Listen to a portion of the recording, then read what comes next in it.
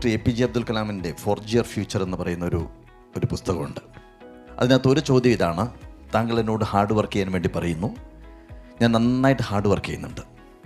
താങ്കൾ എന്നോട് സ്വപ്നം കാണാൻ വേണ്ടി പറയുന്നു, ഞാൻ നന്നായിട്ട് സ്വപ്നം കാണുന്നുണ്ട്. പക്ഷേ എനിക്ക് എന്തുകൊണ്ടാണ് എൻ്റെ സ്വപ്നത്തിലെ സച്ചിൻ ടെണ്ടുൽക്കർ ആവാൻ സാധിക്കാത്തത് എന്നുള്ളതാണ് കുസൃതിയായിട്ട് ഒരാൾ ചോദിച്ച ചോദ്യം. പക്ഷേ അബ്ദുൽ കലാം ഈ ചോദ്യത്തിന് വളരെ സീരിയസ് ആയി ഉത്തരം പറഞ്ഞു: യു ആർ യുണീക്ക്. നിങ്ങളാണ് എന്ന് മനസ്സിലാക്കുക.